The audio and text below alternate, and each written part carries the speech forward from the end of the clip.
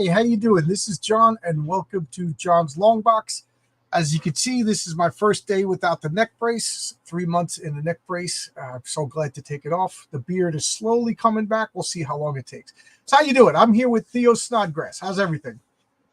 Hey, everything's good. Thank you for having me, John. No problem. No problem. So this is a little bit of a departure. I've just adjusted my camera because you're not really a comic book personality, right? No, So no, not really. tell us who you are and why you're on my channel. All right. Well, I'm a comedian, first and foremost. So I do a lot of my content is kind of throwback. So I like to do a lot of like men be like this and women be like that kind of stuff. Because it used to be there was a time in history where you could talk about differences between men and women and no one would try to light you on fire in the street. Yeah. Right. And I would love to return to that time. So I'm taking it upon myself to be brave and tell the truth in public, regardless of the consequences. That's Right. something that's my personal Right. mission Let's statement. celebrate diversity, but not talk about differences. Right. That's crazy to me. That's the That's crazy paradox. to me. That's Right. crazy to me. I've also been a fan of sci-fi and fantasy and superheroes and comic books my entire life. But I lately it's been hard. I've kind of what really inspires me in my comedy is I look around at the world I look at people just destroying everything that I love from my childhood, just ruining it. and I'm just I with so much courage.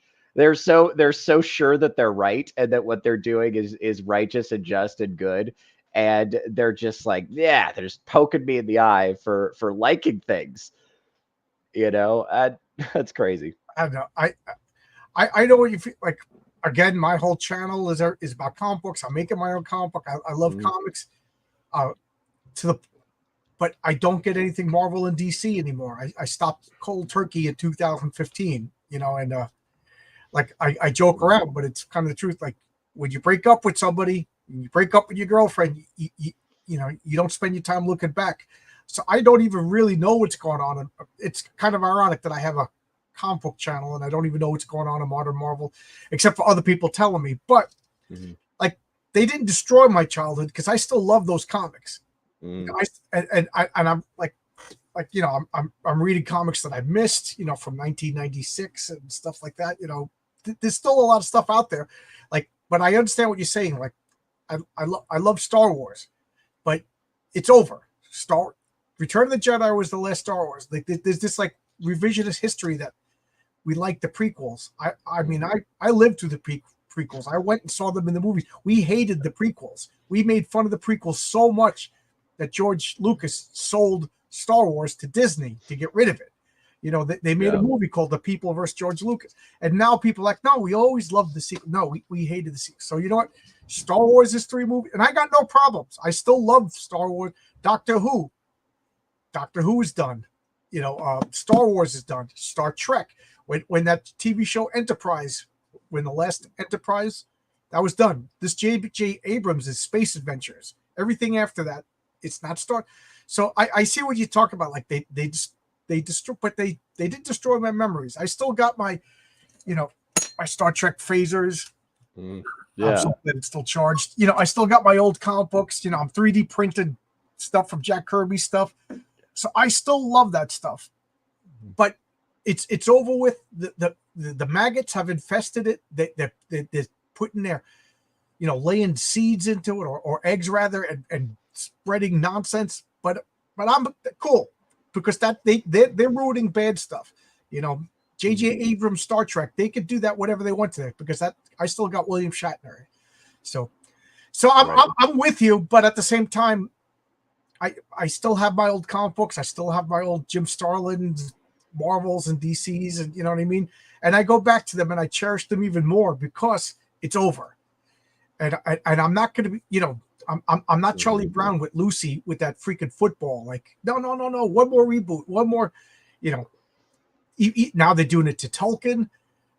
Everything I loved, Dungeons and Dragons. Geez, that's another one. Everything I loved is I call it they lift their leg on. They Yes. all over it. They put their stench all over it. But you know what? They're pissing all over their stuff because my stuff is still here. I still got my hardcover D&D books, you know. Right. But anyway, you got me on a long, long rant because this is a sore topic, and I was just talking to some guy last night. We're setting up a stream. He goes, "I really want to talk to you because you're so positive." I said, "Well, there's two ways to look at everything. We could lament and fight and cry over everything, or we could still remember all the stuff that we loved. You know what I mean? So that's what I choose to do. There's so much good old comics that I still haven't read yet. So that's what I'm focusing on. Yeah, that's very true. I'm a D&D enthusiast. Oh, you are good. I Now we have really something enjoy to talk tabletops. about. Absolutely. Absolutely. That's right. So when 5th edition dropped, I was really excited because to me, 5th edition presented an opportunity to introduce the game to people who hadn't played it before. Because it's very simple. It's kind of stripped down. It's no nonsense. It doesn't have a lot of the extra arithmetic from like 3.5. You know, they strip a lot of stuff down. That's very cool, very awesome, you know, and then you can get them into, you know, some of the more complex stuff later if you want to do that.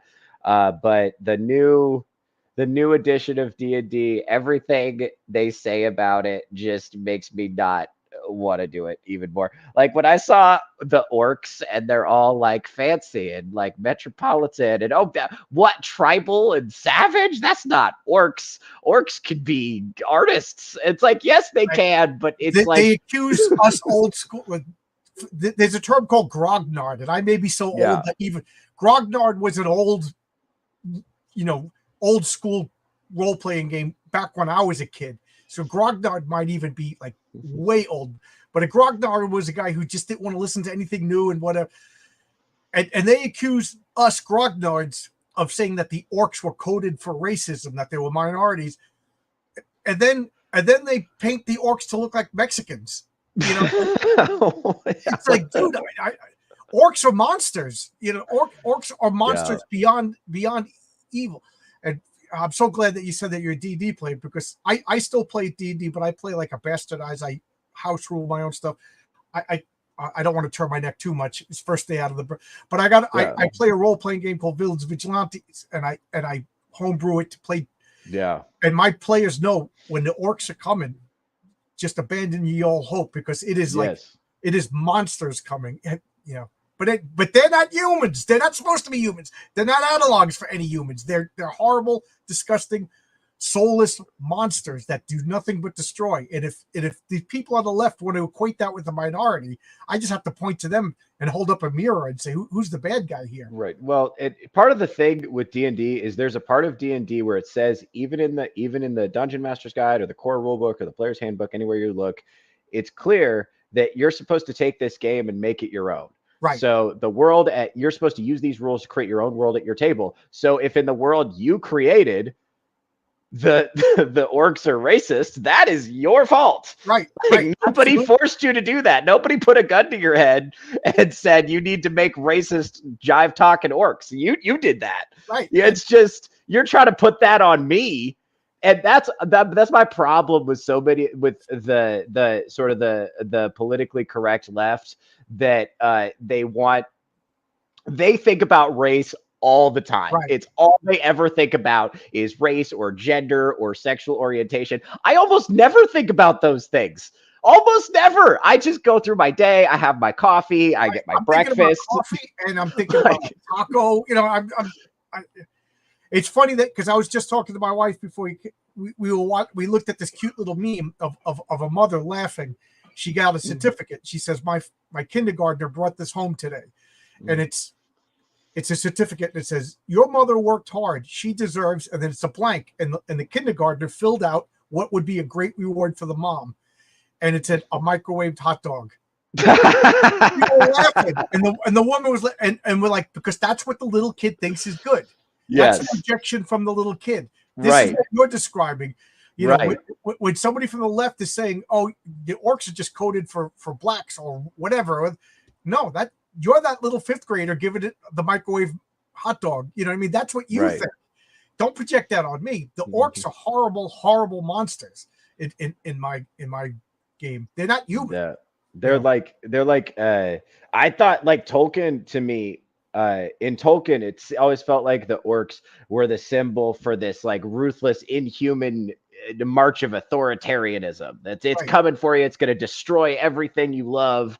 And and if you don't stand up to evil, it's going to just take over and it's going to steamroll you. You got to stand against it. I thought that's what the orcs were standing for. I did. Of course, now in the Rings of Power, we got orcs that have loving parents and families. There's a show called Rings of Power. I have no idea. Yes, it's on Amazon. It's funny. I'm joking. Yeah. This is another one of my things. Guys, Yeah. stop hate watching shows. Right. Amazon doesn't care. They just see who's watching. I don't watch Rings of Power. I don't watch any of these new Star Treks or Doctor Who. Just let them die. Let them die. Don't talk about it. And this is another one of my things. There's a couple of people that have YouTube channels and all they do is antagonize other people, and then we respond to it. Then they show videos of us respond. Don't give them anything. Don't give them anything. And they moved on for me. They tried it. I fell for it 2 or 3 times. Don't let if it's bad, ignore it. The worst thing you could do is ignore this stuff. Ignore Rings of Power. Ignore Mandalorians and Agatha all along. Ignore it. Don't talk about it. Just let it. Just imagine a little kid who runs in with a rubber chicken, and then you just go, man, that was, you go like, that's stupid. That's stupid. The kid still got a reaction, but just imagine. I had a friend in high school. He would just make the stupidest jokes, and then one day we all just decided not to, leave him alone. Like we just ignore him, and he would like pull out like rubber vomit or whatever. And then after a while, you could just see he got embarrassed that nobody even acknowledged him, and he stopped. That's what I'm saying. Just don't watch Agatha. If you like it, that's fine. If you have a review channel and you're doing it, but whatever. Just ignore this stuff. That's what I do. That's a good point. I do have this theory. At some point, I saw this with game journalism, and I think I saw this with the way some of these new Disney shows and Star Wars shows and stuff are being marketed. I think we've pivoted, because making good shows that people like is really hard, but making people angry online and talk about your stuff a lot on social media because they're angry at it, that's pretty easy. Like, it's actually, rage baiting is actually an easier way to get engagement, and engagement I think in the mind of some of these studio executives, engagement equals money. So if they're getting people to talk about it online, even if it's exclusively negative, that's fine, because we're trending on Twitter, even if people hate it. And that's so easy to get people who are sincere fans of these properties angry. Because what was it? It was The Acolyte was the gayest Star Wars ever, and then Agatha All Along was the gayest Marvel show ever. And that was their, like, the thing they led with. They wanted us to know that this is the gayest one we've done yet. And it's like, that went so well the first time you marketed it that way. I just don't care. There's so many people on YouTube right now. That are saying something that I disagree with. Go ahead. You just let it go. Let it go. And if Theo Snodgrass, this guy said this, so I'm going to spend the next 6 months talking crap about I don't want to watch that. No. I like Batman. You want to talk Batman? You want to talk? Yes. Yes. I just want to adjust the chat before you get me worked up already. But What Geeks Do Network? How you doing, buddy? And Roguish Nerd, he must be one of your guys, because this is a new name to me. How you doing? Good to see you. I take it by that name that you're a D&D guy. Cool. Yes. Cool. D&D was my introduction to Dungeons & Dragons. Led to Call of Cthulhu. I like Call. Have you ever played Call of Cthulhu? Yes, sir. Yes, sir. I like it because you start out the best you're ever going to be, and you just try not to descend into madness and death. It's the opposite of D&D, and it's fun. Led it to Call of Earth Dawn. I've never heard of. Never heard of Earth Dawn. Dude, it's good. It's a role play game? Yes, it's a role play system. They did the 4th edition was on Kickstarter. I played a lot of 2nd edition. Oh, so it's relatively new? No, it's old. It's old. The 4th edition is new, but it's been around. I think the 1st edition came out in the 80s. It's like I don't know if you've heard of Shadowrun, but it's like a prequel. Believe it or not, my wife actually played Shadowrun. Crazy. Yeah. Okay, so it's a prequel to Shadowrun. So it's set in the same world, but it's It's sort of like a medieval setting. I got all the Shadowrun books. I got all the Rift books. I've never played them, but I like to data mine them for ideas. I have a room upstairs that I keep saying that I'm going to do a tour of all my role playing stuff. And then my buddy Jimmy, if he's watching, hey Jimmy, he just moved and he's downsizing. He's going to give me all of his role playing stuff. He's like, it'll be in your house. You know where it is if I want it. So yeah, but I do kind of, believe it or not, I get obsessive about stuff. I collect comic books, I collect board games, and I used to collect records and CDs, and I still collect role playing stuff. You know, even though I play one, it's a $5 rule book, Villains and Vigilantes. I bought it in 1983, and I still use this book. But you know, and you might be interested in a couple of years if my comic is doing well. I think I might try my hand at making my own role playing system. Oh, good. Yeah, we need that, man. I tell you what, like, because a lot of the people who are hardcore tabletop players, role players, like we're just using the same, like either 3.5 or 5e or whatever book we like. We're just using that. We're not buying any of the new stuff. Is that your system 3.5? Yeah. So well, 5e is the one I'm the most comfortable with. I've got the most flexibility there. If I had to choose the newest one, I stopped playing D&D stuff at second edition. Yeah, 5e. So 5th edition is really solid because it's very simple. What I don't like about it is they made it very, very hard to die. And to me, the possibility of things going wrong is what makes like taking risks worthwhile. So absolutely, I say this to my player, like my players know. But if we get a new player, I tell them I'm probably going to go easy on you until I see that you got a handle on everything. But once you got a handle on everything, you're probably going to die. I said, because without the threat of failure, there is no thrill of success. So keep that in mind. And my friends are like, yeah, like I used to be kind of jerky about it. I'd take it, let me see your sheet over there, Theo, and then you'd hand me my sheet, and I'd rip it up in front of you. You're dead. And that's kind of over the top. But you know, my friends, that my new group, they already know. One of the characters has lost 2. We've already been playing for 6 months. One of my players lost his character twice already. You know, I'm not playing around. We're adults. You know, don't step into the ring if you're afraid to get punched. I just want to address Old Dirty Fatty. Yes, I'm not wearing a collar. Today is the first day. For those of you who are new, I broke my neck 3 months ago. Today is the third month. I hate saying anniversary because anniversary means year. It's the third month anniversary. So the doctor said it's okay to take the collar off, but I'm not cleared to go back to work until after another check. So we'll see about that. People talk about Agatha all along. Who cares about Agatha all along? Like, if you don't like it, don't watch it.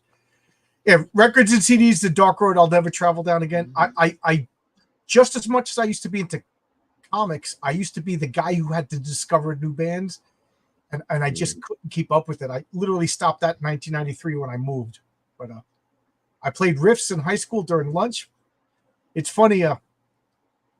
This apropos of nothing. One of my we got a new player when I was in junior high school, and he was all into it. He was all, and then he this was my first ethical dilemma as a DM. We were sitting at the lunch table and nobody was looking, and he gave me $10, and he was like, "Can I get a rod of lordly might?" You know, I was like, wow, I'm being bribed as a DM to give his character a rod of lordly might. And I'm proud to say I said no. Removal of risk is the removal. Right. If you play, you know, Theo, here's a good topic for you. This might be right up your alley. But Dungeons & Dragons, for those of you who don't know, because a lot of you guys watch me for comic book content, but it's a role-playing game, and it's supposed to be, to me, it's people who like Tolkien and like fantasy books just inserting themselves into an interactive story. One guy makes up the story and everybody else is the characters, and you fight. You fight dragons, you recover treasure or whatever. But the thing about it is, odds are people get their characters killed, and then you get mad, and then you roll up another character. But I've been seeing lately that it's almost like a substitute for therapy. What do you think about that? Yes, that's a big pivot that's happened. I think part of that is I've noticed when players, the first character they ever make, like I've made so many characters at this point that my characters have silly names. I made a halfling barbarian named Napoleon, right? Like because he's dumb. He doesn't have any brains, but he's really strong. But he's a halfling, so he's little. You make crazy wild characters I because it's made an just elf character called Leg of Lamb, and there you go. he was That's Leg of Lamb, and he was the fattest elf in his village, and he rode a tiny donkey. that's real. Like that to me. That's a veteran player, but I think. Especially when somebody's making their first character, a lot of times they put a lot of themselves into that Right. character.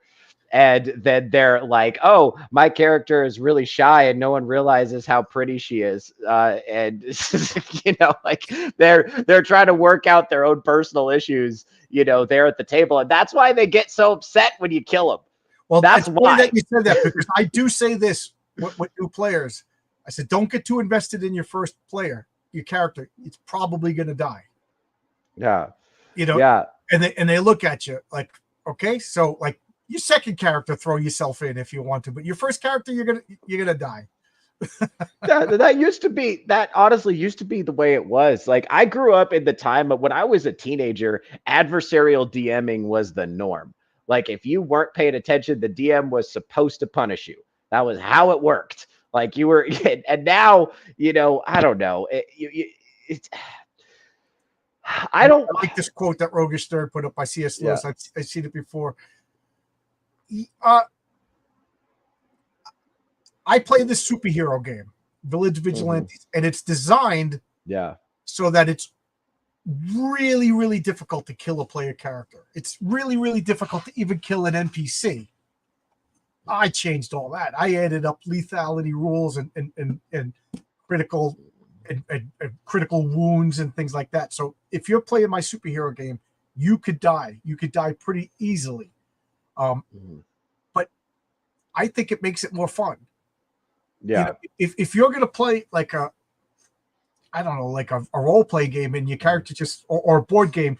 I played a couple of board games called Dungeon Crawls. And what happens when your character dies, you just lay the miniature down, you skip your next turn, the next turn you stand up, and that's fine because you're playing a board game. But in a role play, like if I was playing a campaign game, there has to be consequences. Like, my character has a limp or whatever. You know what I mean? Otherwise, what fun is it? If you're just going to lay down, miss a turn, and stand up again, that's not fun. But what you said about adversarial, I remember that my friend Carl was the one who taught me Dungeons and Dragons, and I started getting turned off because I always thought that Dungeons and Dragons was the players versus the DM at certain points. And then when I started dungeon mastering and buying the Dungeon Master's Guide, like one of the things that really drilled it home for me was these dimensional mines, they were called. It was a magic item. And if you put it into like a bag of holding, it would explode and you would lose all your treasure. I'm like, stay to F with the players. Right. You know what I mean? Yeah. Like that's like Gary Gygax Gary Gygax is one of the most influential people in my life, but he must have been a mean DM. Well, have you read Tomb of Horrors? Oh, I died in the tomb. I want to get a T-shirt that says "Don't I died in the Tomb of Horrors." I went into the Black Void. Yeah, that guy had it again, but and now it's definitely. Listen, I prefer Dungeons and Dragons to be collaborative storytelling over me trying to like power game versus the DM. I do prefer that, but me too. But at the same time, like it's not daycare, guys. It's not preschool, and I don't know why this is, but for some reason I don't know, it does feel a little bit like the hobby has been infiltrated by people who, and this is what I don't understand, because we talked about this kind of at the beginning. The difference between Dungeons and Dragons and other hobbies is you can throw out all of the established lore and do it the way you want to do it, your way at your table. You don't have to change the core hobby. And I think these people have gotten in the habit of entering a hobby, and then change it, and then being like, we don't like it here, and then changing everything about it so it suits their political sensibilities. And then it's like, there, it's good now. And then all the core fans have left. I never thought that was necessary in Dungeons and Dragons, because you could just buy all the rule books and then make it the way you like it at your table. And I'll play the way I like it with evil orcs over at my table, and we can both have it. And at the risk of being the left wants to control everything. yeah, That's collectivist thinking. Collectivist thinking needs everybody to think. Like they always say the same. That guy needs to pay more taxes. Like, dude, mind your own business. You want to pay more taxes? They want to control every aspect. It's no escapism. That's what collectivism is. People, and even on the right, when you meet a real individual, it's weird. That they always say the same thing. Don't homeschool your kids. Your kids are going to be weird. It's like, no, they're just not going to have their individuality stamped out of them. But my why I'm talking about this is because I'm 56. I'm an old man, and I had a group that was the oldest kid was 30. They were kids to me, but we played Dungeons and Dragons for like 5 years, and every once in a while I would get like we're different people. Like I saw that like a questionnaire that you fill out, like things that would trigger you in a campaign. Yeah. And I downloaded it as a joke. Like, can you imagine this? And I gave it out to and they took it seriously. And when I told them it was a joke, they got like, oh, we thought this was a good. I was like, oh my God. Like I expected to like make fun of me, and bust my chops. And then with my role-playing system, there's no character classes. Like, so Theo, you're sitting down at my table. The first question is like, oh, can I be a fighter? And I say, if you want to. What you do is you train. You're going to sign your stats and your whatever, and then everybody has like a couple of bonus stats. And I said, if you want to be a fighter, but you're going to put all your points into wisdom and charisma and intelligence, that's fine. But you're not going to be quick. You're going to be too slow, and you're not going to be strong enough to wield like the two-handed weapon stuff like that. So like, well, what should I do? I'm like, that's up to you. Do you want to be a wizard? Well, then don't have the 18 strength, have the 18 intelligence. Like, but what about the character? There are no character classes. When I play, there's no character. You want to be a wizard, but you want to wear plate mail. Plate mail gives you an agility modifier that makes you slower. So you want to be a thief wearing plate mail, go ahead, but you're not going to sneak up on people. You're not going to climb walls. And they just couldn't accept, like they needed a package. And I'm like, this is weird. And then they went up a level. Well, what do I get? I'm like, well, what do you want? You get in my system, you go up a level, you get 1 point. Where do you want to assign that point? Oh, what should I do? Like, you're designing your character, So one of the guys started munchkining, which is fine. At least that means he gets it. But it was just so weird when they were just like, but just tell me what I get. I'm like, dude, you're a 30-year-old business guy. You're working on Wall Street. You can't just figure what you want your character to be. You want to be a wizard. To me, a wizard has to be intelligent, and a wizard has to be quick because you want to get your spells off faster than everybody else. You want to be a slow wizard, you might be smart, but you're going to get clobbered by that orc. But they just couldn't get it. So there you go. This is a real problem where we've for a while certainly in the school system, we've been selecting for people who can sit down, shut up, and follow directions, and we've been discouraging critical and independent thinking. Right? It's why if you meet a successful man under 40, it's almost always somebody who started his own business at some point. It's very rare that you're going to find folks in their 20s and 30s who are men who are really successful because they moved up the corporate ladder, right? Because that independent, rah, conquer the jungle spirit, that's not rewarded in our current systems, right? So unfortunately, like that, it's like that whole, can you just do it for me? It's like, yeah, that really rings true. There's a lot of people who get trapped in that, and they get anxious if you ask them to think independently or think creatively. They're like, I don't want to do that. It makes me uncomfortable. What if I do it wrong? It's like, well, then you do it wrong. You figure it out. We're all playing pretend together. Right. This is a pretend guy. I would get like, oh, can I do that? Like Rogish says, and I would say you could try. There's been a few times indeed. Well, I would literally be quiet for an hour while the players are trying to figure out what to do. I'm not telling you what to do. If you get but also I'm keeping the clock on it. The orcs are getting closer because you guys are sitting Mhm. around trying to figure out what to do. Yeah. Different personalities tend to be different things. That's definitely true. You were talking earlier, so you do stand up comedy. Yes. Where do you operate? Have you played? So right now I'm in Spokane, Washington. Oh, So I guess technically my home sorry.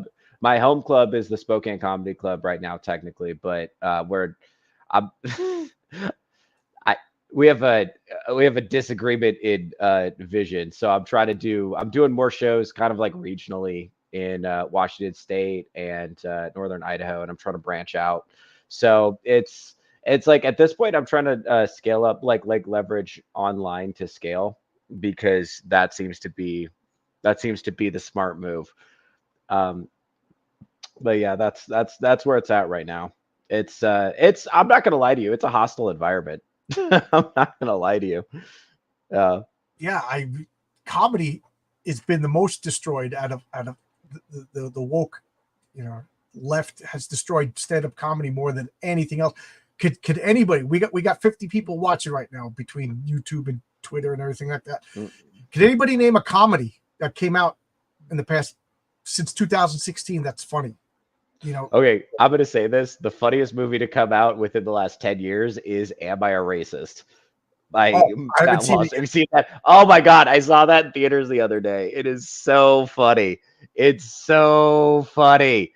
Oh my god. Even if you're like really invested in left-wing politics or whatever, you have to just laugh at the absurdity of some of these people. Like, even if you're like a huge Democrat voter and you're very into that, whatever, if that's your life, whatever, go for it. I'm not going to tell you what to do, but you have to laugh not just at the absurdity of what the people are saying, but how much money they charge to say it.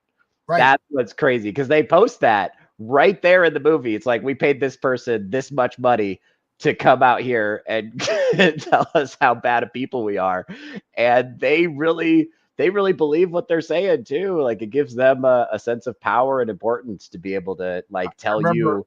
at work we sat and we listened to somebody talk about white supremacy, and I just yelled bullshit, and everybody looked at me, and I said this is all. I said, how much did you get paid to tell us this? And again, it was a black woman giving the lecture.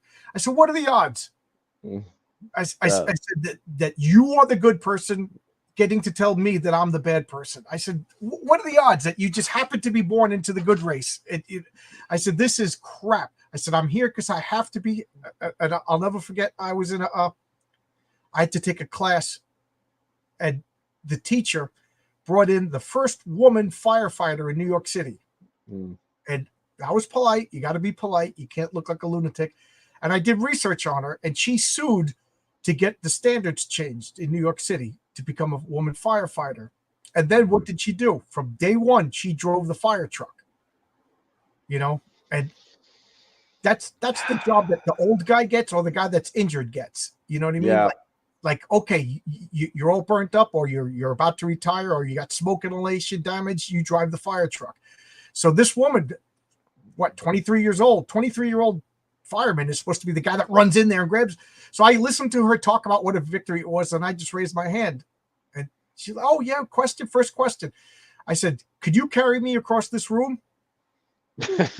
And she went, huh? I said, could you carry me across this room? Because the fireman's job is to keep me safe. Not as a victory or a reward or a pension plan for people. I said, people, they get paid and they get a pension because it's a dangerous job. And you lowered the standards. You're not making me safe. You're not fit for purpose of the fire department. The fire department's job is to keep me safe as a New York City resident. And there's a fire.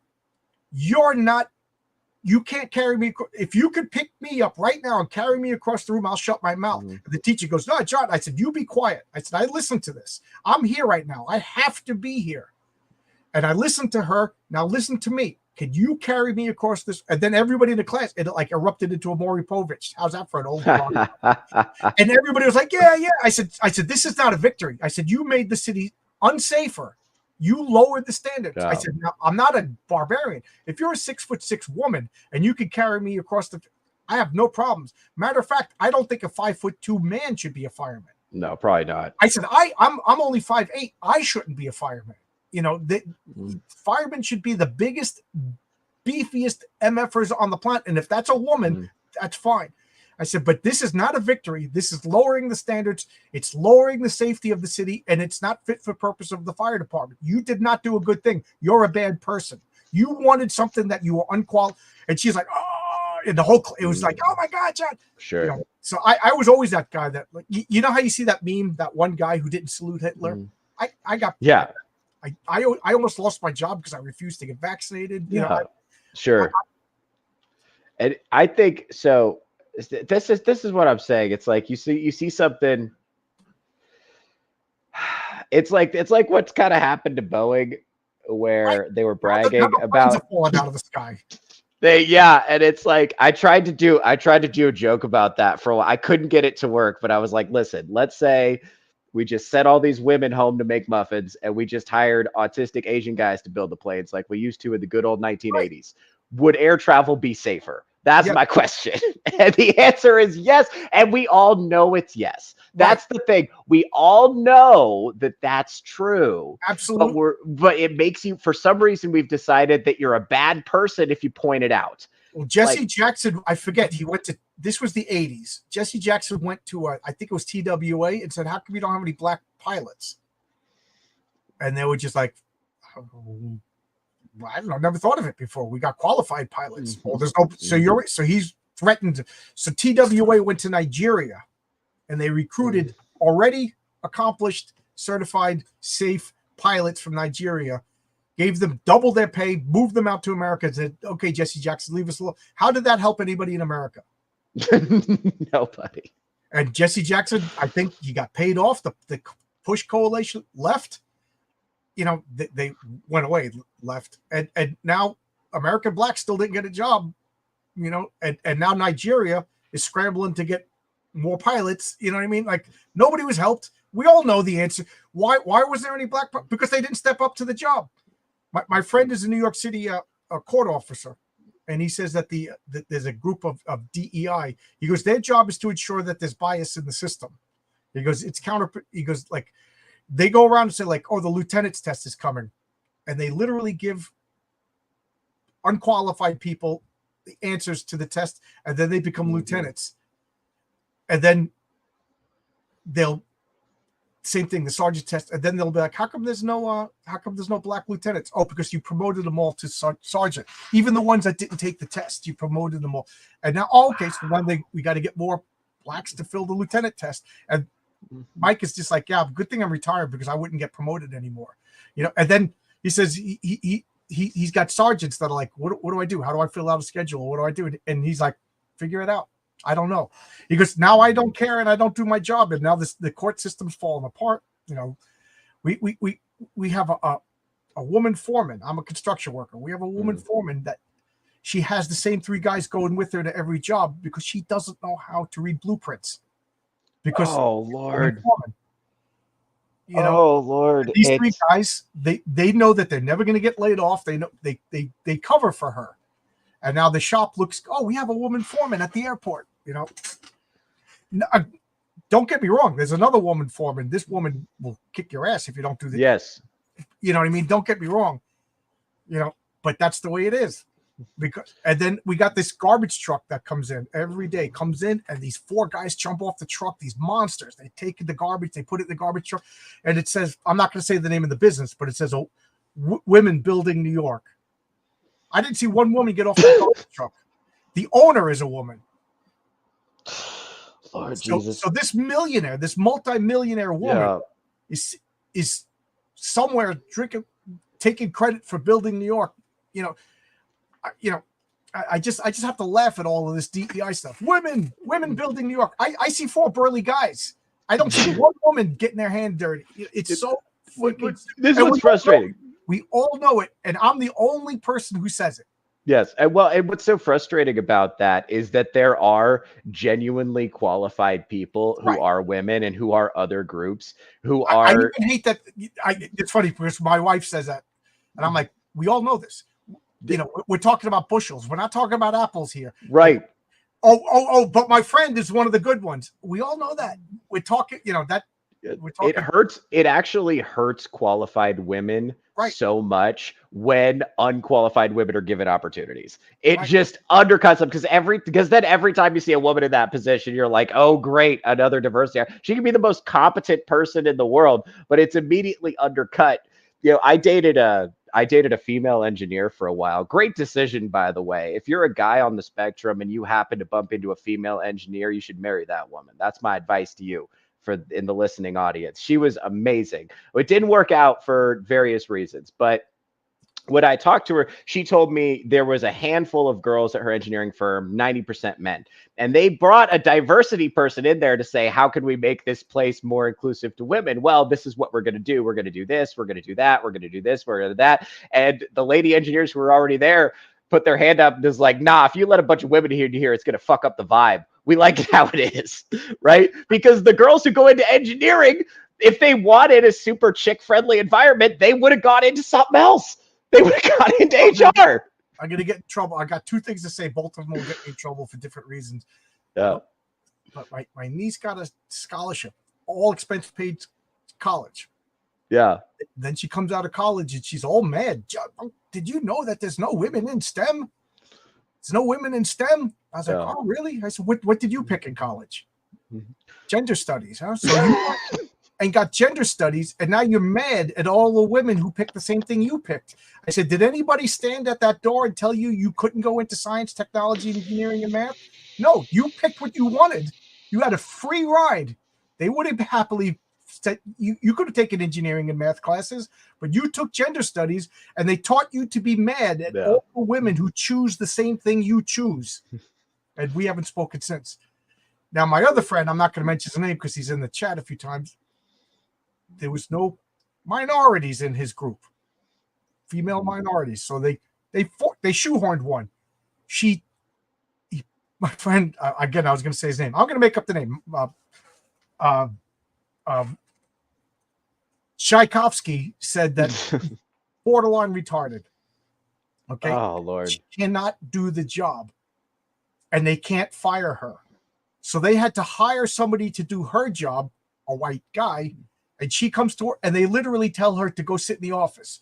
And they watch her like a hawk, because if she is 1 minute late, she can be fired. And if she leaves 1 minute, so she literally sits there collecting a paycheck and everything like that. She's smart enough to know that she can't be late and she can't sneak out early. You know what I mean? But they just have an extra paycheck, this company, because somebody down the line said there wasn't enough minority. Well, and I always say this, why don't we just fix the schools? Fix the freaking schools. I used to be a public school teacher. I was told to stop wasting time with grammar.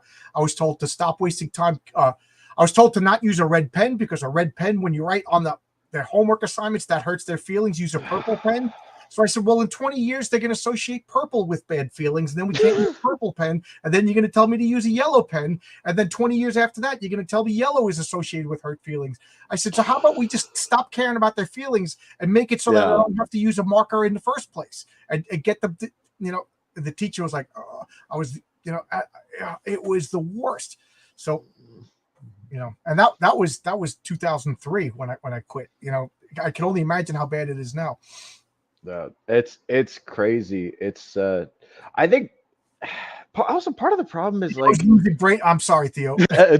Oh no, this is good. Well, here's the thing: like, you can't run a society that way. You can't run a society try to go based on how people put people in certain jobs based on how they look. If you're not, because I tell you what, I think people in the United States, we get so focused on our infighting, we forget that we have international competitors. China wants to take us out. Russia wants to take us out. They want to be in charge of the world. Russia's literally, I've been watching YouTube of shows, like talk shows in Russia. Yeah. They're making fun of us. Yeah, well, because they're not doing that. They're putting the best people they can find in charge of the best stuff. They're trying to be the best they could be. And I think because in the United States we're guilt motivated, and because we have such wealth and we have such opulence, and our lives are because we can afford it. That's Yeah. And, I said, people like, what are they going to do if they fix the election and they steal the election again? I said, we're going to do nothing. I was saying this at work because I'm a union construction worker. All the guys like Trump. Sorry, guys. And we tell the steward, go away. Go away. We don't want to hear your left-wing progressive nonsense. Go away. It's suicide. You're a white guy. Why are you promoting suicide? And they're like, well, what are we going to do if they steal? I said, we're going to do nothing. I said, are you going to load your guns and fight? We're going to do nothing. We're just going to shut up and take it because I got a mortgage. I just bought a house. I'm this close to retirement. We're going to do nothing. We're going to let them do it. People like, oh, Diddy got arrested. This is the best thing. It's all going to fall apart. No, it's not. The guys arrested him. So now the feds have control of that evidence so they can keep pushing the politicians to promote Kamala Harris. If Kamala Harris was 75% in legit polls, Diddy wouldn't have been arrested.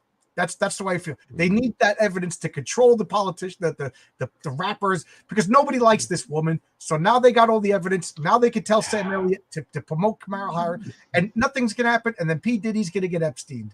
And by the way, if you want people to call you P. Diddy, there was something wrong with you at the beginning. The guy should because he wanted people to call him P. Diddy. Right. You got me ranted today. Stuff I don't know. I know. Here's the thing. This is what happens. You just ask people questions and you let them go. I think we need to be having more conversations like this, John. I think we need to be telling the truth more. Right. And this is what I'm saying. Like, if I more than anything, my goal when I'm doing comedy is I want to say things that are true, even if it's unpopular. And that's okay. Like, it's okay with me if people are upset. It bothers me if people are upset because they don't understand the joke. That bothers me. But if you get the joke and you're mad, then I can let that go. That's fine. Like, I get it. If we just disagree, that's okay. I get frustrated with people who don't seem to get it. Like, that's what bothers me. Like, a big thing I'm running into is you can make jokes about women that are not anti-woman. Like, you could just make because, like, I don't know what your nationality is. I grew up Irish, Italian, Catholic. We had 7 brothers. Sisters. We make fun of each other, and then pass the salt, pass the ketchup. You know what I mean? Yes. If you and I'm a construction worker, man. We got Polish guys, we got Jewish guys, we got women, we got black men, we got black women. You've got to hear what we call each other at work. My foreman is a Greek. We're like, shut up, Greek. We have a Jewish foreman too. We call him the Christ killer, and he laughs. You know what I mean? It's so freaking funny. And that there's a problem because there's one foreman nobody likes. We call him Mister, and we're polite. Wow. You know what I mean? And he knows we don't like him. We're like, yes, Mr. Smith. Yes. Okay, Mr. Smith. And everybody's polite until he leaves, and then we all start calling each other the N-word, the whatever word, the F word, whatever. Because that's what normal people are like. So when I see these so-called real talks and people like, we don't use gay and retard, I'm like, well, then you don't have real friends in real life. Go outside and talk to your friends and get a basketball thrown at you and then go to dribble and miss. And if they don't call you a gay retard, they're not your friends. That's right. That's right. That's what I think because these rules, these HR rules where I call it the HR department. And what I mean by that is it's the great HR department in the sky where it's a bunch of like, the conversational. That's okay. Where did they come from? That's a deep lore question. An HR department, but they did it in the 80s. Right. And HR departments run the businesses. Yes. And it's for some reason, we have decided as a culture that every conversation has to be set. The conversational temperature we can all tolerate is what the most easily offended white woman accepts. Right. Nick, like, if Nick doesn't call me a gay retard, then I know something's wrong. But and here's the thing, you're getting to something here, John, because the problem with setting the temperature that low and sanitizing all the speech is because men form intimacy from insulting each other. Because I'm not just gonna tell you, oh, John, I love you, man. Your beard looks great. You're so good looking. I can't. Yes, then I know you can ask me for money. If you're like that means you want money. Right. Right. I make comic books. I don't have it. That's the thing. Like if I'm actually your friend, and this is especially true among comedians, one of the things I like about comedians is our speech settings are way more unfiltered. You get a lot. It's kind of like the construction site. We say a lot of foul. Like my tolerance for casual racism is much higher than the average person because that's just how we talk to each other, and but that's also how we build intimacy, right? Like that's how we form friendships. That's how we. My wife, I didn't notice. She came down the stairs. I was Yeah. talking to somebody about and she goes, "Hey, fart face, I'm home." That's how my wife talks to me. Right. Right. It's beautiful. It's actually, if you actually understand what's going on, there's men that I have called horrible names to their face in front of their families. I've done it. And I would die for them on the field of battle. Right. That's with no questions asked. Absolutely. And it's because that's like, it's what I don't understand. I think that's really hard for the Because HR ladies to get their head around. Yeah. I'm old enough now to say that there's been a generation of people that play Call of Duty and they don't have friends in real life. They don't have like a real personal relationship with people anymore. I don't know. Right. It's all video games fault. So there's a serious erosion in social skills. That's a real problem. I don't know. Something about, I think it happened with the iPhone. We're all doing this. We're all doing this, right? Like that. I think that's when it happened. And the problem with that is now people don't know how to deal with people in real life. Because the way you can talk to somebody online, you can be really foul to somebody over Twitter and you're not going to get, but if you said that in real life, you'd get punched. Right. And you could be you could send a woman like a filthy DM of all the things you want to do to her feet, but you would never say that to her in person. And now you know how to send filthy DMs, but you know how to leave hard eyes under a girl's Instagram photo, but you don't know. Is I'm the opposite online. Like I know how easy it is to misinterpret what somebody says. So I just adopted a philosophy online, even on YouTube with me and you right now. I take everything in the best possible light. Like I'll bend over backwards, like maybe he meant that this way, unless I know for 100% that you're trying to be a jerk or whatever. And I tell you, man, it made my life a lot easier to live, because doing all YouTube and Twitter and stuff like that. A few times I could have went off on people, and I'm like, no, they mean it like this. Maybe they were insulting, but whatever.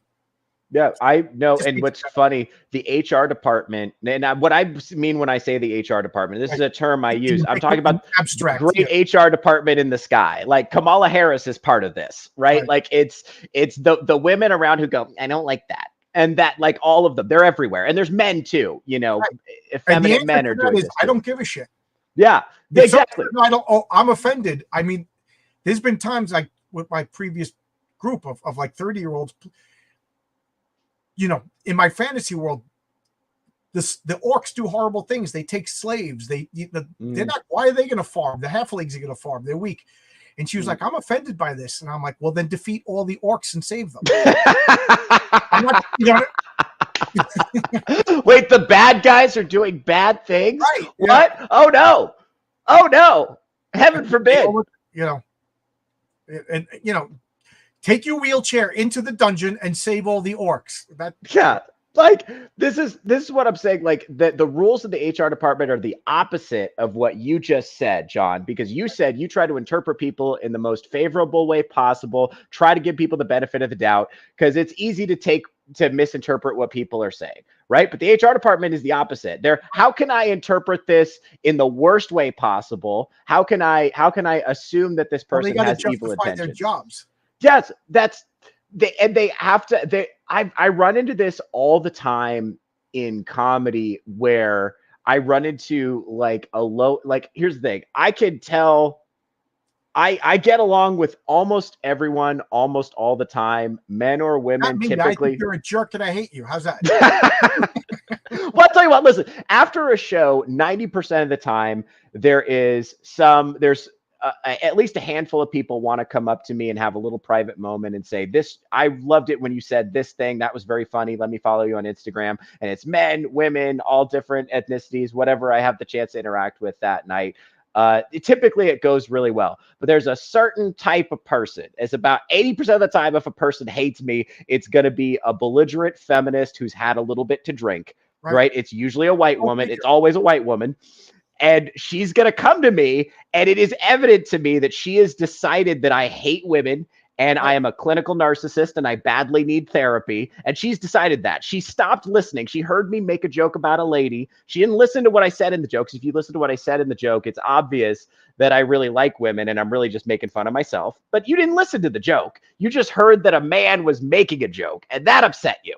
So now we've got a beef now, and I don't know what it's about because you didn't understand what I said, and you're not interested in understanding what I said. And you only want to be angry. This joke, and then you should say to her, "I don't give a shit." That's the only acceptable answer, right? Because they're never. Here's the thing: they're not. Because I've had the conversation now so many times that they're not going to get me out of character. Like, I'm not going to get mad at you just because you're mad at me. Like, in my mind, the mistake I make is I always think that I can talk my way out of it. I always think that if they like me, I could get them to like me again, and I can like smile and like kind of charm my way out of it, you know. But and this so it looks like Old Dirty Fatty brought up Kill Tony. That was one thing I did want to mention that. So Kill Tony, I think, is the backlash to the HR department a little bit. If you notice, I have no idea what it is. So Tony Hinchcliffe has this podcast where he has comedians who are not necessarily well known come up, and they have 60 seconds to do it's sort of like an open mic, I guess, where they have 60 seconds to do a joke, and then they kind of like make fun of the guy for a bit, and then every once in a while somebody has a viral clip and they become very successful out of that, and they become a regular and so on. So they've kind of got, and so because they only do 60-second bits, the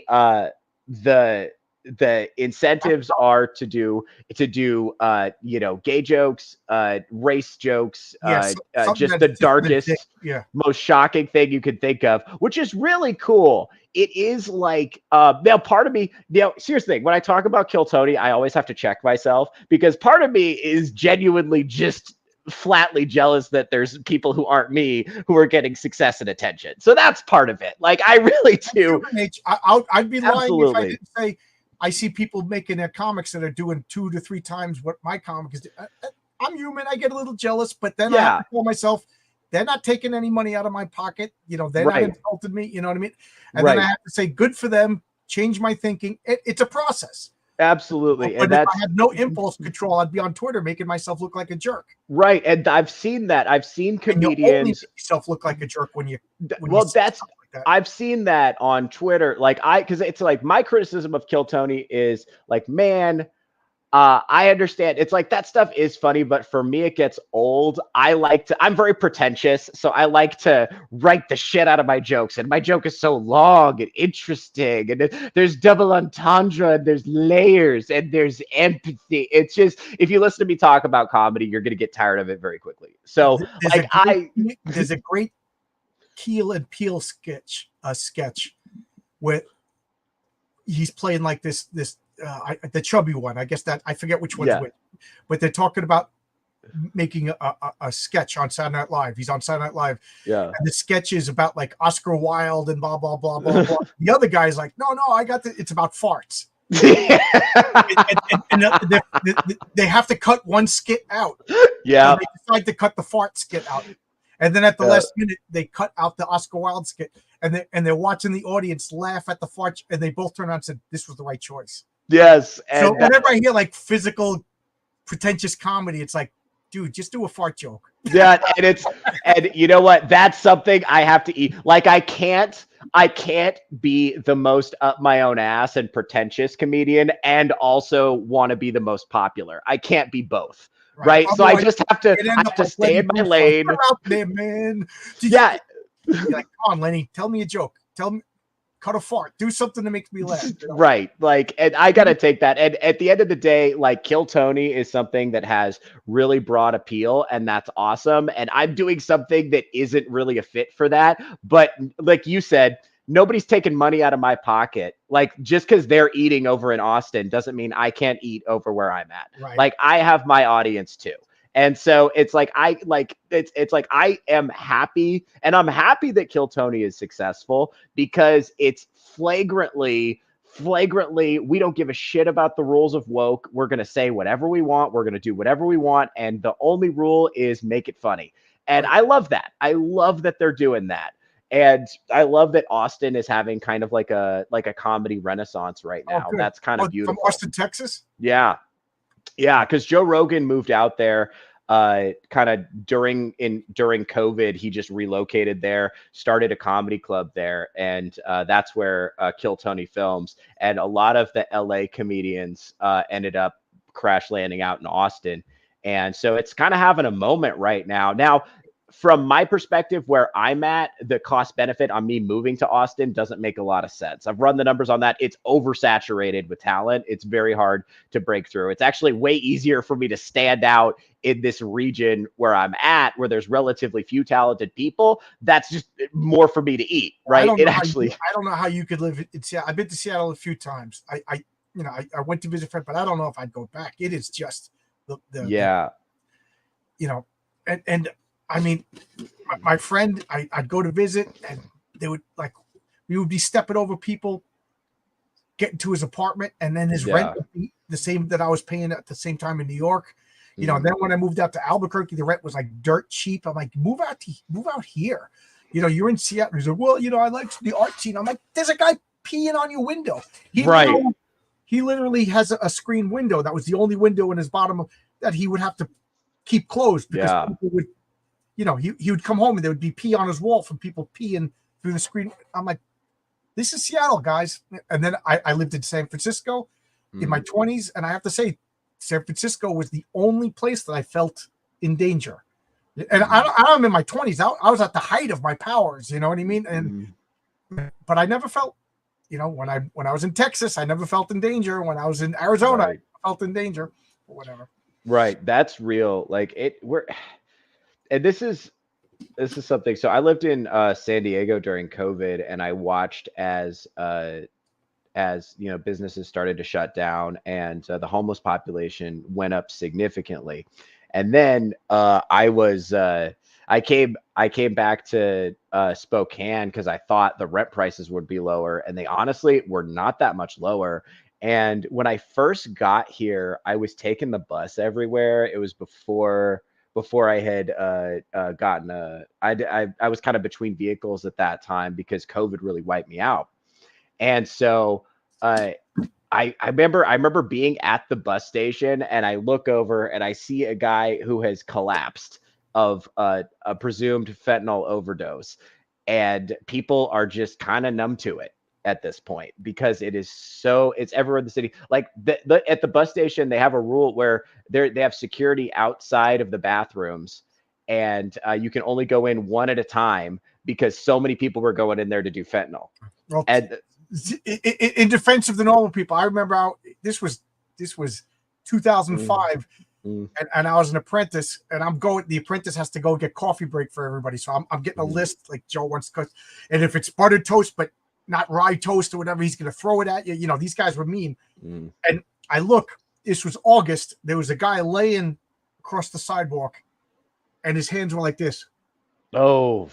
And I just go, look at this MFer taking a nap when and I stepped over him. Yeah. And I went into the deli. It took me like 35 minutes and when I came out, I saw the ambulance guys taking him with the sheet on him, putting him in. I literally stepped over a dead guy, getting mad because, because I got shit to do. This is, Tony's going to get mad at me if he asks for coffee light. If he gets coffee dark, he's going to throw the cup of coffee at me. I got no time to deal with dead people in the street, So that's right. I'll give people the benefit of the doubt for stepping over the guy fentanyl over. Nobody's at the bus station because they're happy. No, you got somewhere to be, and you got somewhere to be, and you don't have enough money for a car. Right, so it's not a good time. No, it's not a good time. I tell you what, man. Like, it depresses me to see the conditions. Zach Tan is talking about this right now. Yeah, it depresses me to see the condition of our American cities. Well, right this now. was my This is what I was a teenage socialist. you know, and I think everybody is like the expression, if you're not, you know, left when you're young, you know, but the eye opener was, I forget where it was, but somebody had told me that New York City. So now I'm living in New York City. I'm paying rent in New York City, you know, and somebody had told me, you know, I'm paying taxes and everything, that New York City has a $33 million, and this was back in like 2001, so I'm sure it's more, $33 million budget to deal with homelessness. And so I go online and how many homeless people are in New York City? There was 33,000 homeless people in New York City. Okay, that's $1 million a homeless person. Why don't they all live in mansions? Why don't they just build a big old, you know, house and home them all? Why? Because then they would be out of work. Because now this agency that deals with this, they would have no problem left. And then I realized, geez, I could do that. I could house them all. You know, I'm living in a apartment with 3 bedrooms in it. We could put 3 bedrooms, you know, and my rent was $2,000 a month. So I did the math. I could solve the homeless prices for 1/6 of the budget. They would all have homes. You would want to live in that building, but these people would be off the streets. Sure. They would have homes, and then I could take the rest of that money and do something else with it. You know? Yeah. And then I'm like, because they don't want to solve it. They don't want to solve it. And that's when I went from left to right. Like, okay, get rid of this, you know. And the HR department, like I'm a construction guy at work. We have safety guys that go around and enforce safety codes. And if the job is really, really safe and everybody's following the rules, we don't need the safety guys. So they invent problems. They'll start trouble. They will wait. Like you go like this and you take off your safety glasses. They come over and they write you up for not wearing your glasses. You're like, dude, I'm clean. Oh, you're arguing with me. So they give you another citation. Because if these guys if they go 5 days without some sort of citation, they're not needed. They'll go from 10 safety guys to 7, and then from 7 to 5, and then down to 2. So they look for trouble to justify their job. Same with the HR people. We don't need these people. Get rid of these organizations. You know, all right, 1 safety officer per job. That's all you need. You don't need, you know what I mean?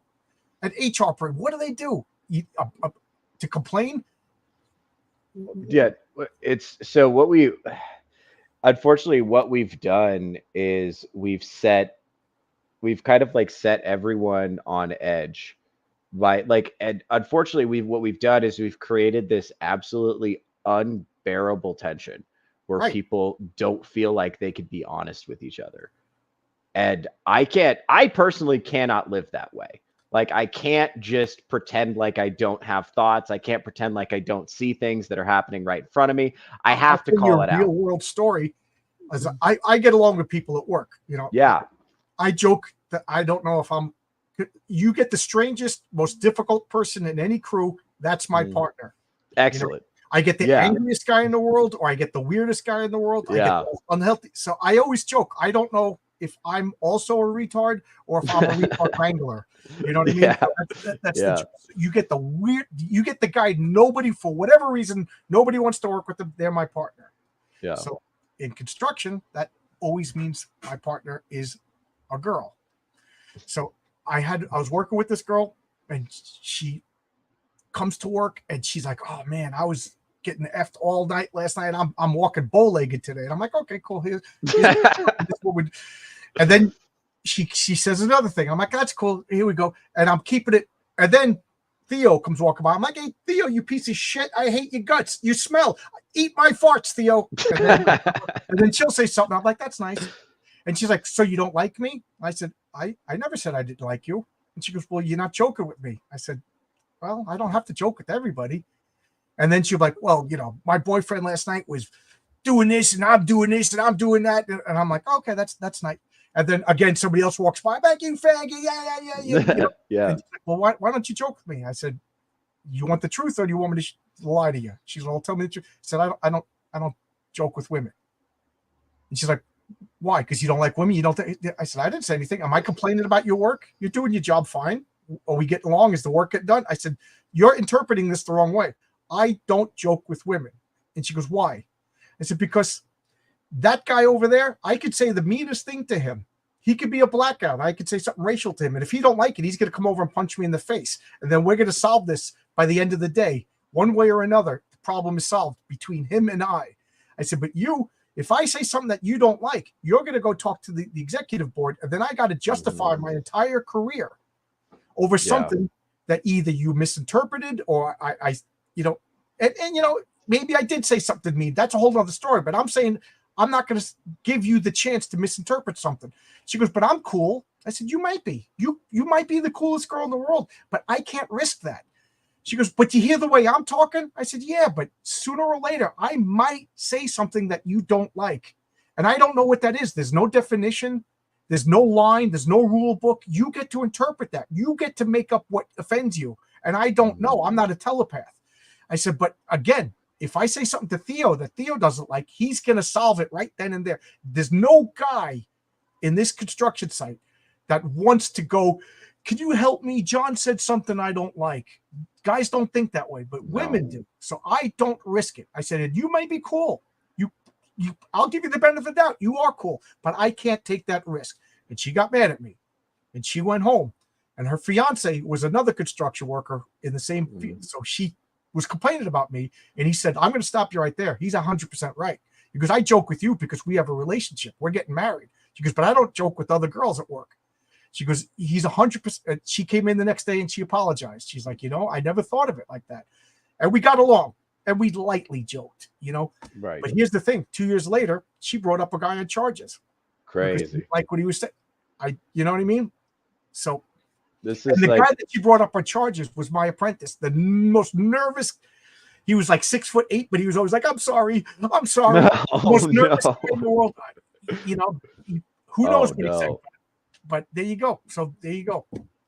And that's real. I don't know. This is something that has come to my attention recently. I don't know if women understand the degree to which men restrain themselves when they're around women, especially in the workplace. Oh, and I don't think they understand that, like, if you're a man and you're working with a lot of women, you have to protect yourself, right, to a degree that may seem ridiculous, because you don't know what you're going to do that could be taken the wrong way.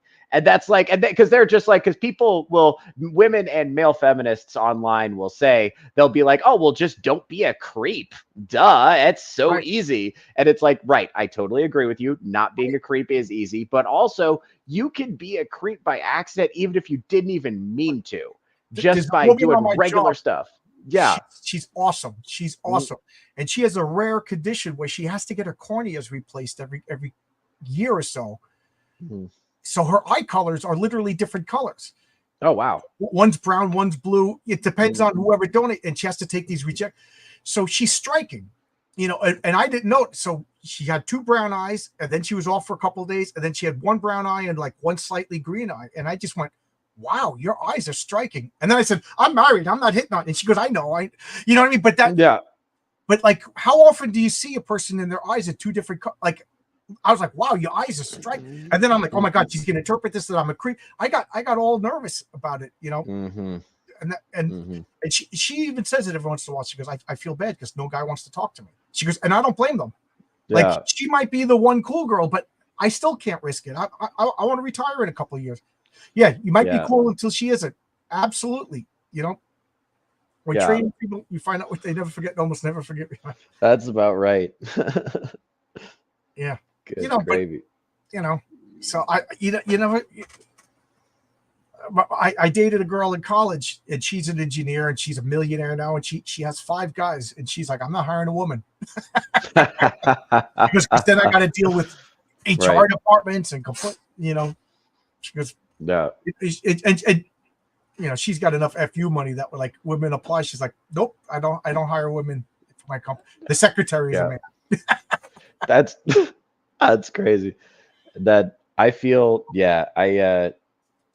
it's very, it's troubling. And it's like, my experience in doing comedy is that almost like, again, I said this, the last stream I did with you, I said this, part of being an adult is being able to take a joke. That's part of being included in adult conversations. Have a rough time if you can't.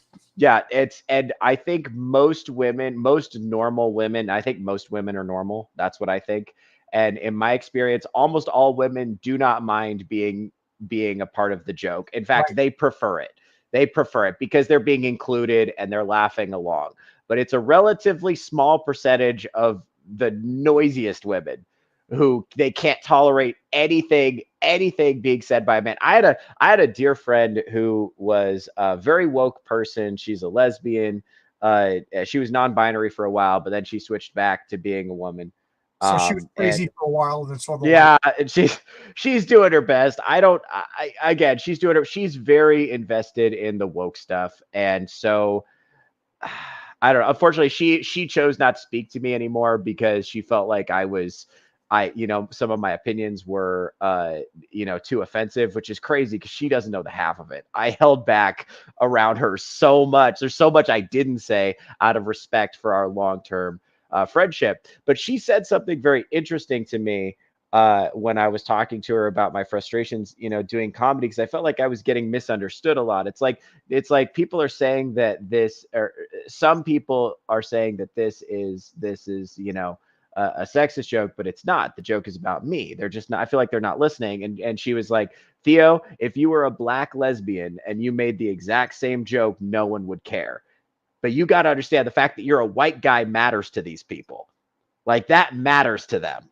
And I didn't even think about that. I know that sounds stupid in today's day and age, but I really didn't think about the fact that, like, I thought, okay, well, if I'm making an observation that's true, right, that's based on my real life experiences and people are laughing, so obviously someone else has noticed it's true too, right? Then I can say it, then it's fine. Like, And then even if it is sexist, you could say it. It's a freaking joke, and you're a comedian. that's right. And You're on stage. You're on stage. Like you could be a prop comedian and do that stupid. You could be an impressionist, or you could just what's his name? Andrew Dice Clay. That guy. Yeah. That guy was selling out stadiums, and every joke was sexist. And she was a pig. It was like the punchline. Yeah. Was like, yeah. Are people paying for the tickets? That's all Yeah. that matters. Like you could be the Yeah. Lenny Bruce truth comedian. You could be the George Carlin observational comedian. There's so many things. Whatever. But I like the bottom line is, like, when people get mad at me, I go, yeah, but is it true? Mm-hmm. Is it true? Is what I'm saying true? And then, well, what is truth? Well, then you're dishonest. Yes. There's a lot of that going around, unfortunately. I see. I'm an old grognard, but I'm not sexist. Like, if you're capable of doing the job, regardless of the job, do the job. Sure. Like I said, if Sure. I want 6'6" firefighters, whether they're male or female, I used to joke. There was a girl, Susan, that I went to school with, that she should be a fireman when she grew up, because she, like, in gym class, she would pick us up and carry us. She was huge. I have no problems. Let her do it. Just like if you're 5'2" guy, you should be a fireman. Yeah. But I will say this, and people get mad at me until I explain. I'm never voting for a woman president, because if you can't register for selective service, if you can't put your name in the pot for the risk, 20 years later, you shouldn't be allowed to boss those people around. You can't be the commander in chief if you didn't participate. The only exception being is women who joined, like Tulsi Gabbard, I would vote for. Sure. Yeah. And I think one thing that's crazy to me is, as we've rewritten history, this idea that men have oppressed women throughout time. It's like, yeah, men have done a lot of nasty things to women in history. That's definitely true. But we're living in the least. They oppressed women by keeping them in the castle safe while the men went off to fight. Like, yeah, well, that's the thing. When we're talking about oppression, we're talking about what I'm talking about. Like Genghis Khan used to ride around, chop all the men's heads off, and then kidnap all the women, and then put his babies in them. Like, that's nasty. That's nasty work. You shouldn't be doing that. I totally agree. It's funny because when we were talking about Dungeons and Dragons, one of my friends got mad because the orcs, one of the things that they would capture women for slaves. Yeah. I said, oh, maybe they should just murder them. Like, you don't care. They killed all the men in the village, but the fact that they have sex slaves of all the women in the village, upsets you. But they're just men, right? They get killed. So okay, so the orcs will behead all the women. Will that be better? And she was like, That's the thing. I'm not disputing that stuff has happened, but the reality is, if you've ever tried to tell a woman not to do something, you see how well that fucking works.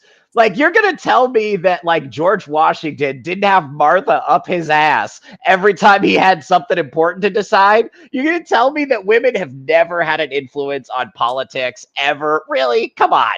That's bullshit. I Of remember course they have. the most heated argument I ever got, and I got to stop soon because I'm going to be on RJ's at 8:30. But I was arguing with a lesbian that I was friends with in a bar in Albuquerque, and she was trying to tell me that rape is about power, not sex. And I'm like, oh, okay. And I'm listening to an argument. Always listen to the argument, Right.